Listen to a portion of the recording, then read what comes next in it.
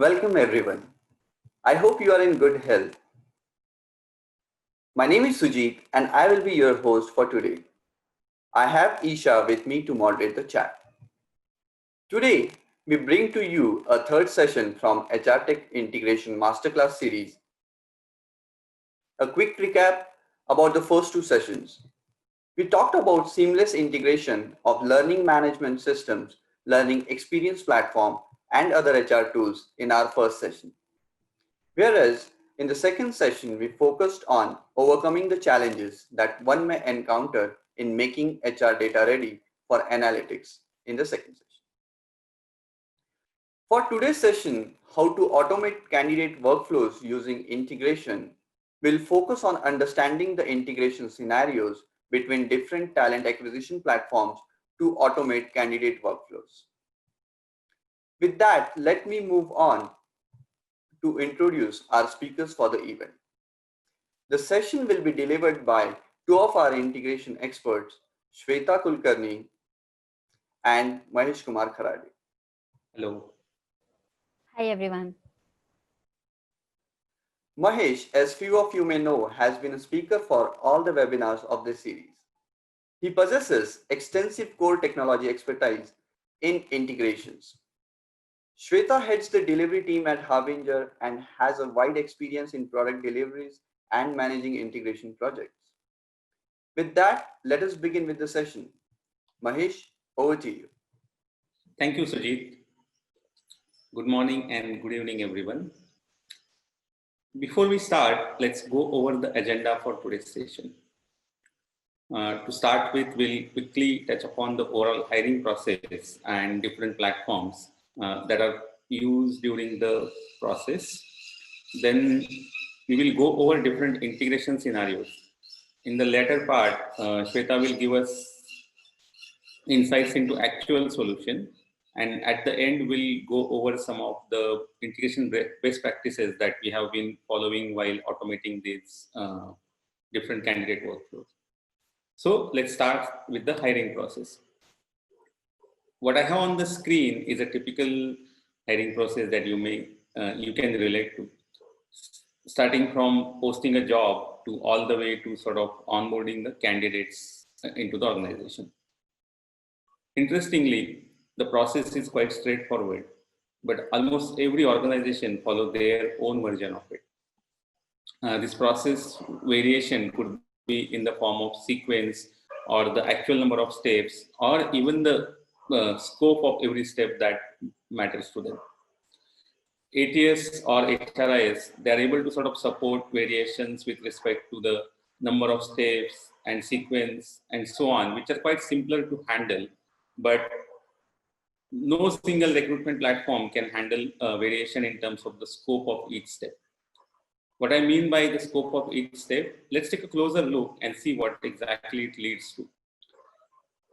First three steps that we have in the process, they essentially focus on getting candidate applications for open job positions, right?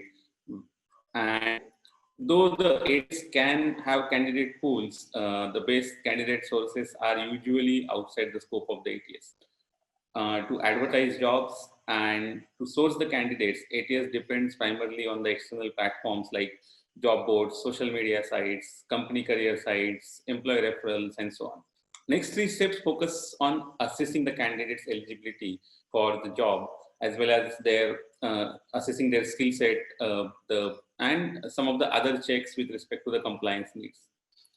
For this, ATS will make use of services like AI-based resume parsers, chatbots, different kinds of assessment tools, video interview platforms, and so on. The last couple of steps, if you see, they're focused on onboarding the candidates into the organization. Overall, we can see or sort of notice that there are so many different sub-steps that need to be carried out using external applications that offer specific functionalities or capabilities. Imagine how much manual work it may lead to if each one of us or each one of these platforms are used in silos. That's why integration between ATS and these different platforms is an important aspect for ATSs, for HRIS vendors, for provider of these external services and platforms, as well as for the end users. That's why before we get into these integrations and understand them better, let's take a pause and understand how our today's attendees relate to this process. So we'll do a quick poll. Sujit, can we bring up the poll, please? Sure, Mahesh. Here we go. Yeah. So we just need to understand, like, how do you see yourself? Are you like an ATS or HRIS platform provider, or you primarily deal with the external services, or you are a user of the platform? In case you happen to be into the other category, please type in your answer into the chat so we could also see some of those variations that we have with respect to our audience.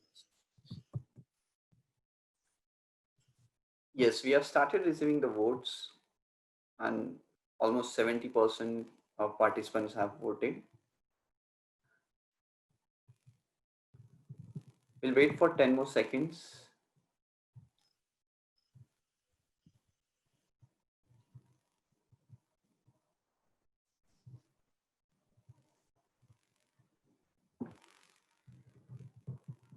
Yes, I'm closing the poll now.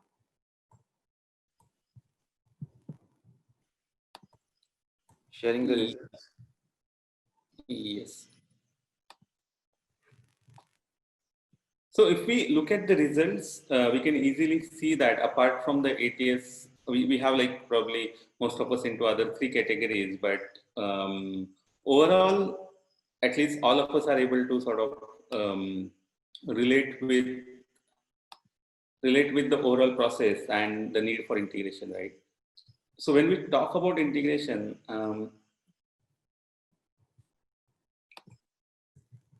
at high level, these integration scenarios can be classified into two categories.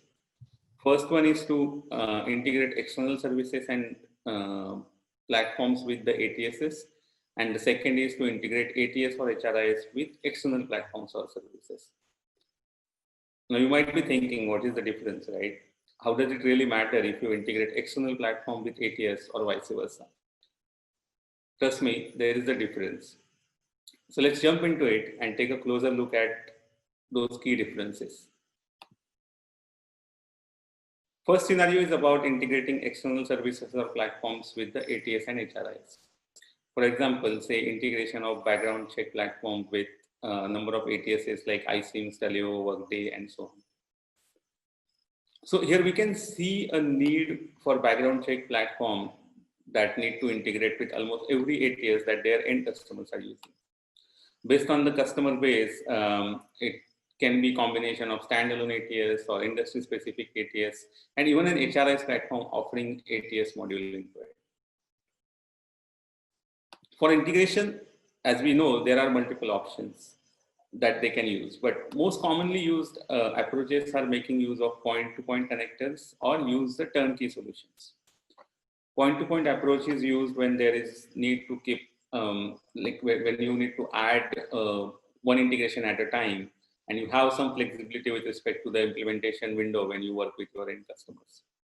Turnkey solutions usually work in SaaS model, and they're quick to implement because they come with a lot of ready components, ready connectors, but it also sort of adds a lot of overhead on top of everything in terms of recurring costs, licensing, and so on.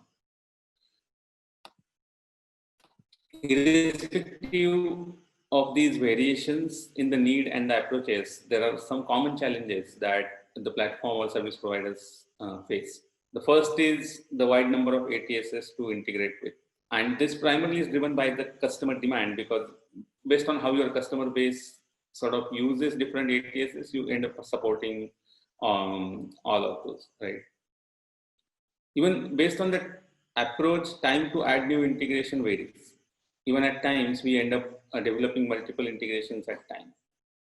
And the last one is, I would say, the most important one. Like, not every ATS is open for the partnership. That sort of leads to issues in getting access to ATS. Sandbox environment, then sandbox environment is required to ensure whatever connector or the integration is put in place is tested and it works well before you move it to the production for customers to use and experience it. Without access to those sandboxes, it results into multiple integration releases, affecting the overall timelines, effort, as well as the end customer experience. Now let's look at how ATS providers have to deal with the scenario when it comes to their side. In case of ATS, it's exactly opposite.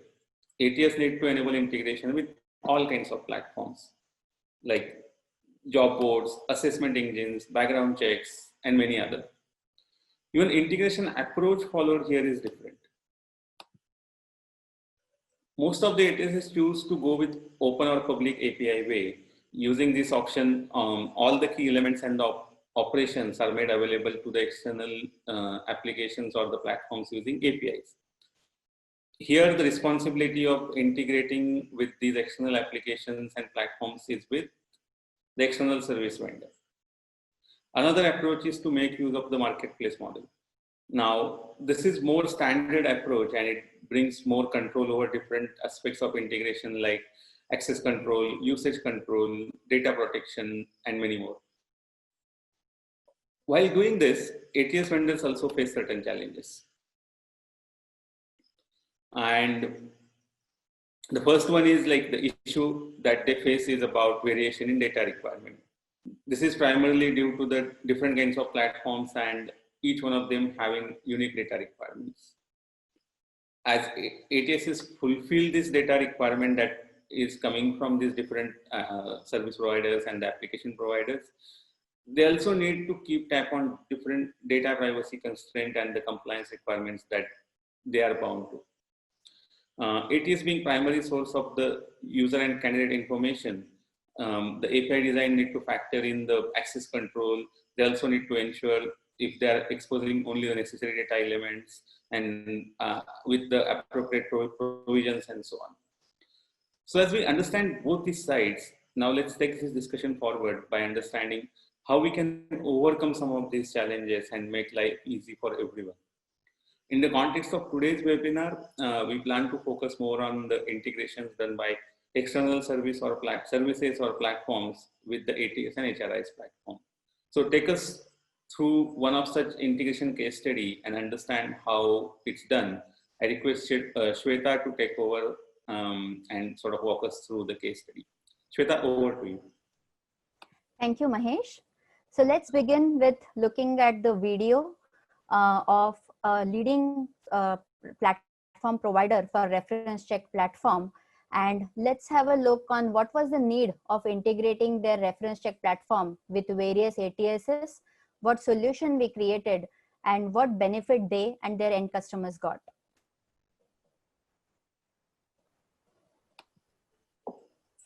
Hi, I'm Bert Michelle. I'm the CTO at Skill Survey. At Skill Survey, one of the things we do is pre-employment reference checking. And the easier we can make it for customers to initiate a Skill Survey reference check, the more reference checks get done. The easiest way to make sure the reference check doesn't get skipped is to integrate it into the customer's applicant tracking system. That way, it's fully automated and doesn't require any thought or extra effort by the recruiter. So Harbinger has helped us integrate with well over 300 customers' applicant tracking systems. The most popular API Harbinger built is their own custom Skill Survey API. We introduced this API in 2014, and now 40% of our integration candidates come through our own custom API. Our second most popular ATS is Taleo Enterprise Edition. Another 30% of our integration candidates come through the TEE integration. And our third most popular ATS is iCIMS. An additional 20% of our integration candidates come through iCIMS. So the vast majority of our integrations are with these three systems, but overall, we support over 30 different ATS systems. For some of these integrations, we wrote to their API, or for most of the integrations, they wrote to our API, and we supported their work. We have a really smooth process to integrate a customer with one of our supported ATS systems. Some integration rollouts take as little as 2 weeks. We're averaging 2 rollouts per week. This year, up to 43% of all candidates are initiated through an ATS integration. With a streamlined and automated process, more reference checks get done, bringing more value to our customers, making Skill Survey stickier in customers' process. Stickier, meaning that ATS integrated customers stick with us year after year. In fact, customer retention rate is over 99% when the customer has their ATS integrated with us.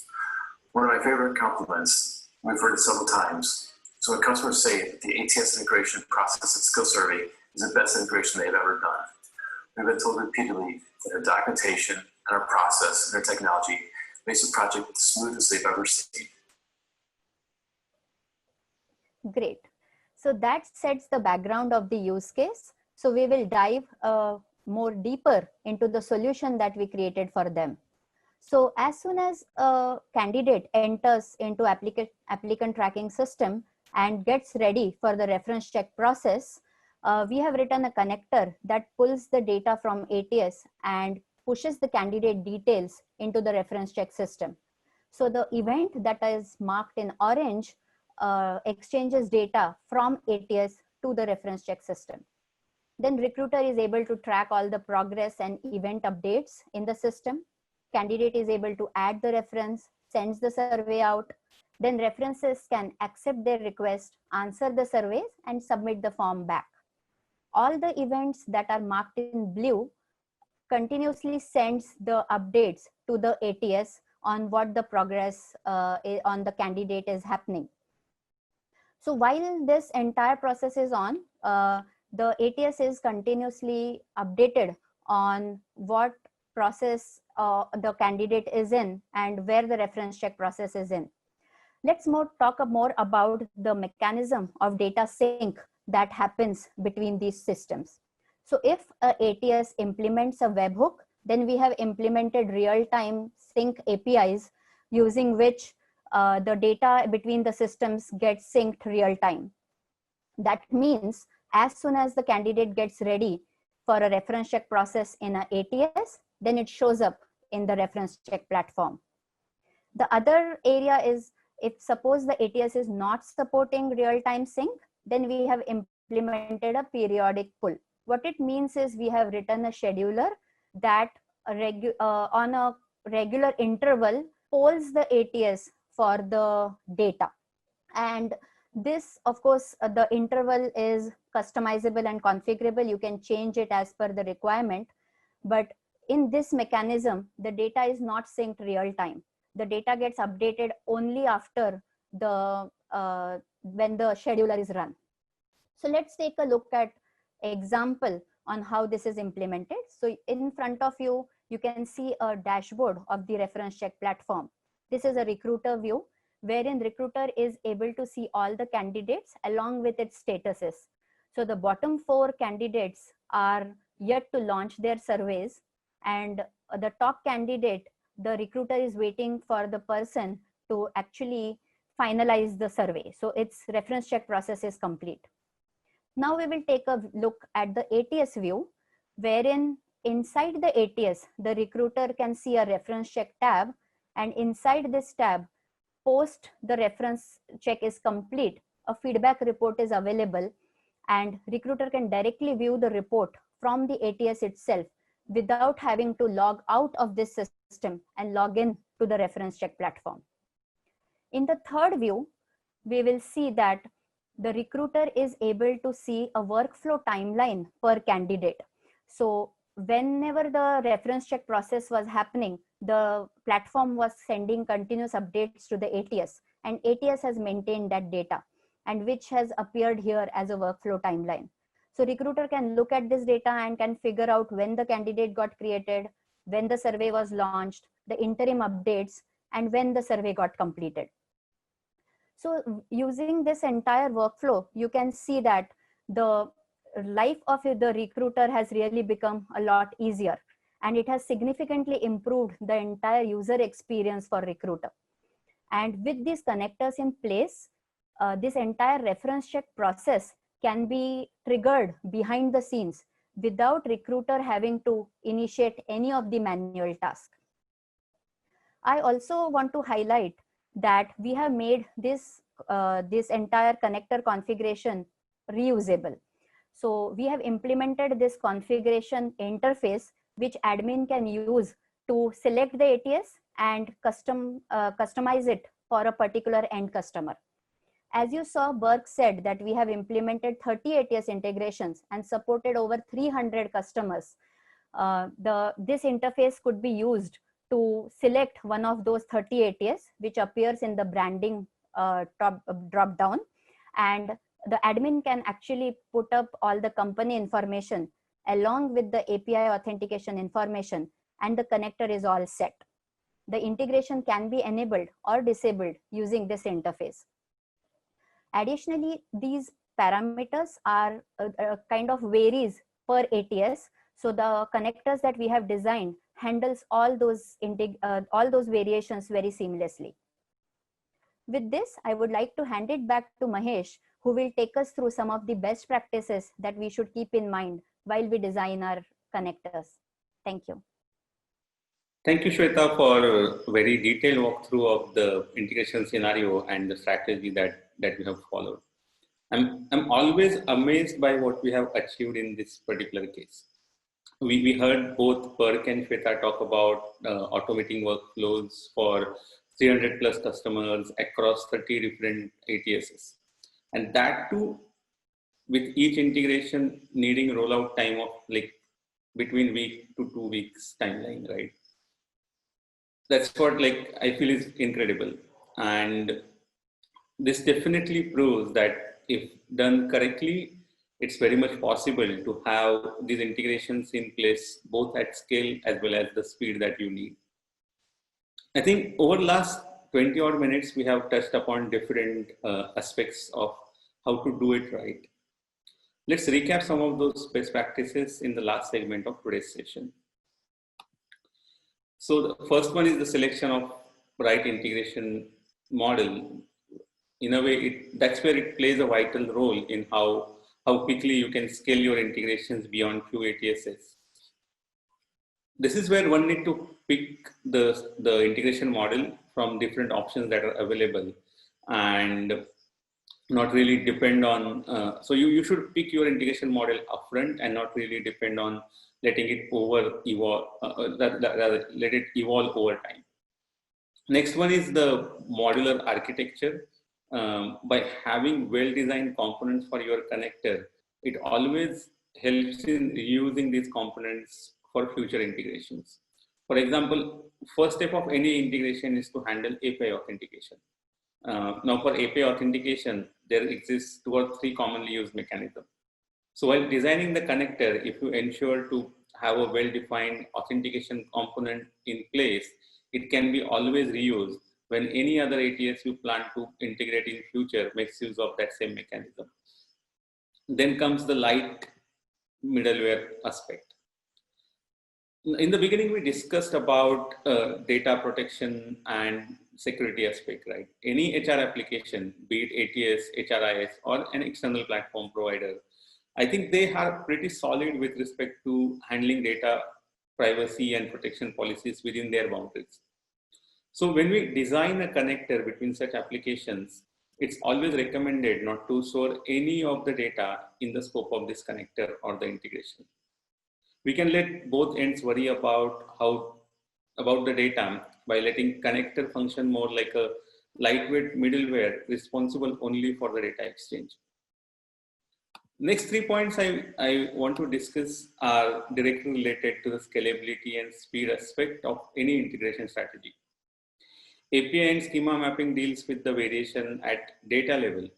Having control over this mapping at configuration level makes it really easy to sort of take care of any changes that happen either on the schema side or on the API side without changing the connector implementation. We talked about reusability while describing the modular architecture. I think Shweta touched upon how one can make the connector extremely configurable. So I think we can skip this one as it's already covered. And the extendable API design, by this one, what I mean is you can make sure there is enough flexibility to support increasing need of sharing 1 or more data elements with the external applications. With this, I think we have covered most of the key aspects of the integration with ATS or HRIS platform. I hope you found it useful today. In case you are facing similar situation or the challenges, I would like to connect and discuss this in more details with you. Please do reach to us and we'll be happy to set up a meeting. with this, I think we have reached to the end of our today's session. So I would like to open it up to take any of the questions our audience have today.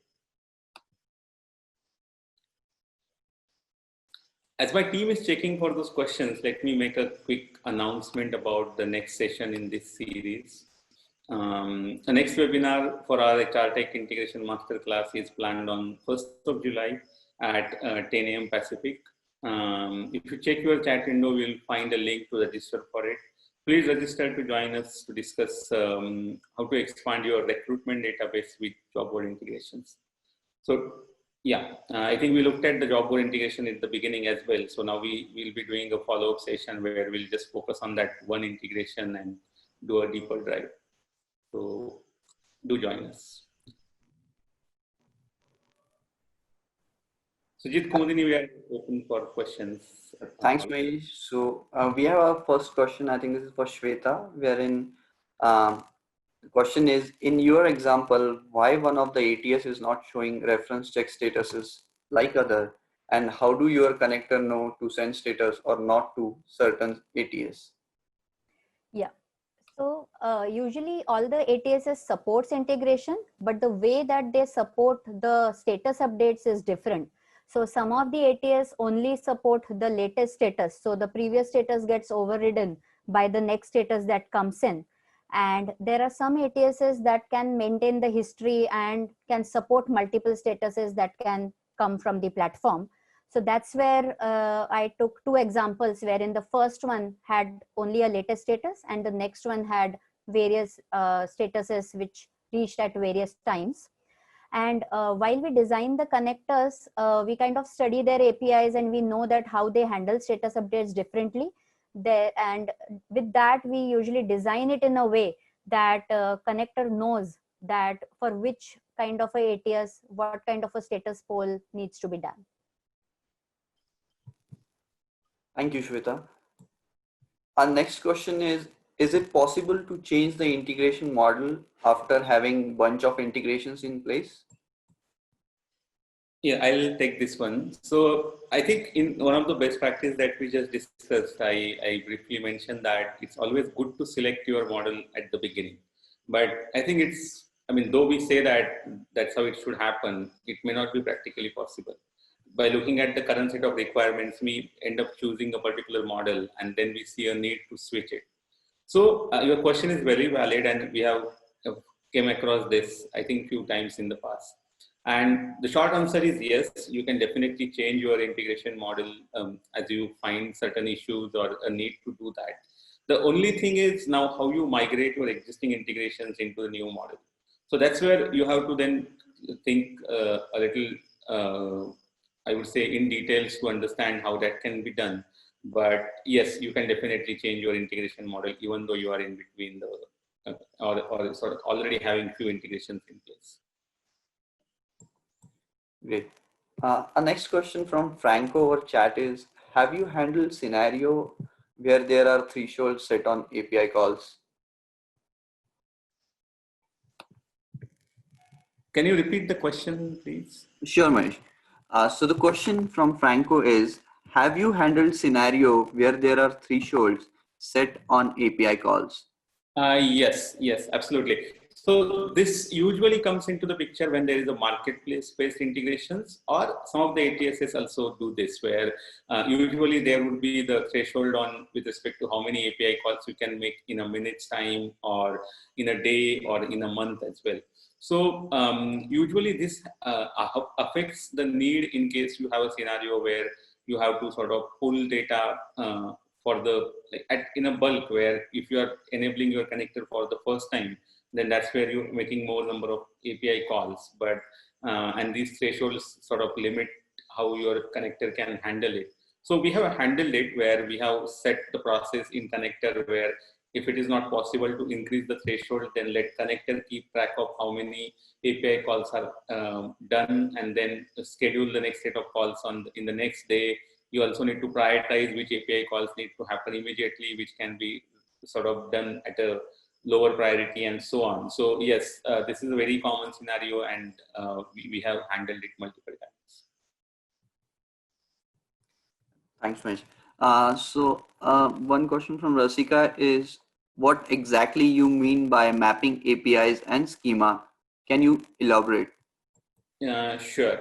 So, like we looked at how ATSs make provisions for integrating with other applications, right? Where they will open their APIs. So that way, even I think Burke talked about Skill Survey providing the APIs. Now that's where they have a set of APIs which can be used to get or send data back to these platforms. Now, these APIs being part of the third-party applications, they tend to change over the time because as their roadmap changes, as they add more and more features, or even with the technology upgrades, we see that every couple of years there is some change to those APIs. Similarly, the application of yours goes through the similar process, and you end up changing data, how it is handled, what all data you are capturing. So there are changes on both sides. Now, if you don't have ability to configure them, whenever there is a change on either side, you need to redo your connector or change it. But what if you extract that and make sure there is a mechanism where you can just say, okay, if this is the field, this is how it maps to on my side. And if there is any change on the other side, you just have to change the configuration and not the whole connector. So that's what I meant by having ability to map, have a mapping between the APIs and the schema of your application. Yeah, thanks, Mike. So we have one more question, and I think this will be the last one considering the time we have. So the question is, at some point you talked about two integration types, but example covered only one. Can you share some information on other type of integrations done by you? Yes. So the other type of integration is primarily where ATSs enable the process or ability to integrate. And we have done that. Even we have partnerships with certain ATSs where we work closely with them to enable these integrations. So in the interest of time, short answer is yes. If you want to look at which all ATSs we are already in partnership with, or if you wish to have a partnership with us so that we can help you and your customers to achieve those kind of integrations, we would be definitely happy to connect and take this forward. And just to add, we have also done REST-based as well as SOAP-based integration. Thanks, Shweta. Thanks, Shweta. Thanks, Mahesh. Thank you to all our participants for taking the time out for today's webinar. We hope it was an insightful session. We will arrange for the webinar recording to be sent across to you. And in case you have any follow-up questions, please do drop us a line at hsinfo@harbingergroup.com, and we would be more than happy to answer them for you. Wish you all the best of health. Stay safe.